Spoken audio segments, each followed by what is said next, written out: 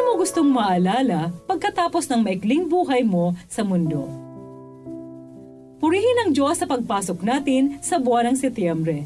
Ipinagdiriwang ng simbahan sa Pilipinas ang National Catechetical Month bilang pagbibigay pugay kay San Lorenzo Ruiz, ang kauna-unahang martir na santong Pilipino na isang aktibong katekista noong nabubuhay pa. Matantunawan natin na bilang binyagang Kristiyano, lahat tayo mga katekista at misyonero ng simbahan na may katungkulang dalhin ang Panginoong Hesus sa mga pamayanan. Sama-sama nating idulog sa kamahal-mahalang puso ni Hesus na makatugon sa panawagang maging katekista. Maging buhay na saksi ng mabuting balita sa ating salita at gawa. Ngayong araw din po ay World Day of Prayer for Creation na tinalaga ni Pope Francis noong August 2015. Hudyat ito ng pagsisimula ng month-long celebration ng Season of Creation na magtatapos sa kapestahan ni St. Francis of Assisi sa October 4. Isa itong ekumenikong pagdiriwang na may layuning pangalagaan ang sangnilikha, ang ating common home, na ipinagkatiwala lamang sa atin ng poong lumikha. Pagbati po ng happy birthday sa lahat na nagdiriwang ng kaarawan ngayon at sa buong buwan ng Setyembre. Ipagkaloob nawa ng Panginoon ang taimtim na hangarin ng iyong puso. Ako ay Sister Lines ng Daughters of St. Paul na nag-aanyayang ihanda na ang sarili sa pagpapahayag ng mabuting balita ngayon.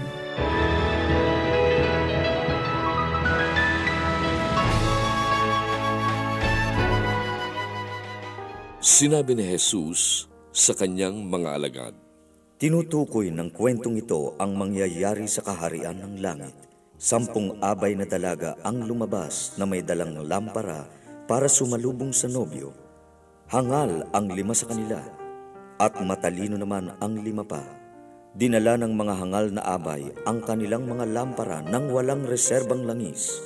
Ngunit dinala naman ng matatalino ang kanilang mga lampara na may reserbang langis. Natagalan ang nobyo, kaya inantok silang lahat at nakatulog. Ngunit ng hating gabi na, may tumawag. dumarating na ang nobyo! Lumabas kayo at salubungin siya!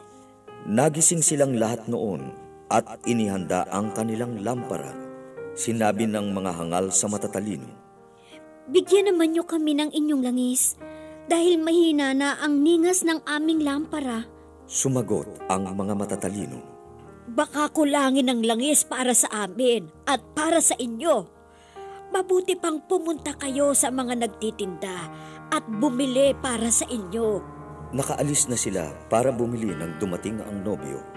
Ang mga handana ay sumama sa nobyo sa kasalan at isinara ang pinto. Pagkatapos ay saka dumating ang iba pang mga dalaga at tumawag, Panginoon! Panginoon! Pagbuksan kami! Panginoon! ngunit sumagot siya, Talagang sinasabi ko sa inyo, hindi ko kayo kilala. kaya magbantay kayo, sapagkat hindi ninyo alam ang araw o ang oras. Paano mo gustong maalala pagkatapos ng maikling buhay mo sa mundo? Gusto mo bang maalala sa dami ng ari-arian, yaman, kasikatan at tagumpay na iyong tinamo? O gusto mong maalala sa dami ng kabutihang iyong nagawa habang nabubuhay ka sa mundo? Para sa maraming kabataan, marahil wala pang masyadong dating ang babala ng mabuting balita ngayon. Dahil feeling nila, napakabata pa nila para paghandaan ang buhay sa kabila. Kaya marami sa kanila ang namumuhay na parang walang Diyos, na parang walang katapusan ang buhay. Pero ang babala na maging laging handa sa pagdating ng Panginoon ay nauukol sa ating lahat. Bata man o matanda, mahirap o mayaman, nakapag-aral o hindi, banal o makasalanan, lahat inaanyayahan ng Panginoon na maging laging handa sa kanyang pagdating. Dahil tunay na hindi natin nalalaman ang araw ni oras kung kailan tayo makikipagharap sa Diyos sa sandali ng kamatayan. Ngayon, suriin mo ang iyong buhay. Saan mo ginugugol ang iyong lakas? Time, talent at treasure. Ano mga gawaing pinaglalaanan mo ng maraming panahon? May pakinabang kaya ang mga ito sa maiging buhay mo sa kabila? Magsisilbi kaya itong passport para makapasok ka sa kaharian ng langit? Alam natin na lahat ng pinaghirapan natin dito sa mundo, lahat ng nakamit na yaman, ari-arian, tagumpay, maging ang ating kasikatan, hindi natin madadala sa sandali ng kamatayan, ni hindi na nga maaalala sa paglipas ng panahon.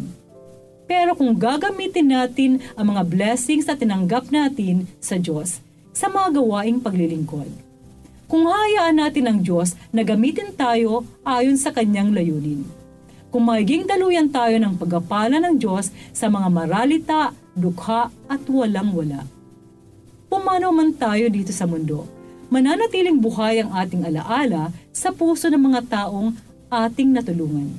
Dahil naiparanas natin sa kanila na tunay na buhay ang Diyos at kumikilos siya sa pamamagitan natin.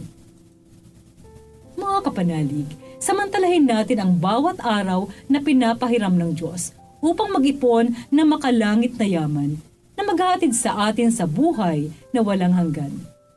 At katulad ng 5 matatalinong abay, punuin nawa natin ng lakis ng pagmamahal sa Diyos at sa kapwa ang lampara ng ating buhay, na maging laging handa tayong salubungin ng Panginoon anumang oras siya dumating sa ating buhay. Amen.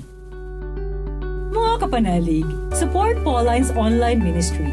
Subscribe, like, and follow us on Facebook, YouTube, Instagram, Twitter, TikTok, Spotify, Google, and Apple Podcast. Maraming salamat po. At sa lahat na nag-message sa amin na humihingi ng panalangin para sa iba't ibang intensyon, asahan po ninyong ipinagdarasal namin sa Diyos ang inyong mga kahilingan. Ito po muli si Sister Lines ng Daughters of St. Paul na nagpapaalalang buhay na walang hanggan, kapiling ng Diyos, laging hangarin. Upang paglalakbay natin sa mundo'y maging makabuluhan at mabunga tungo sa buhay na inaasam natin.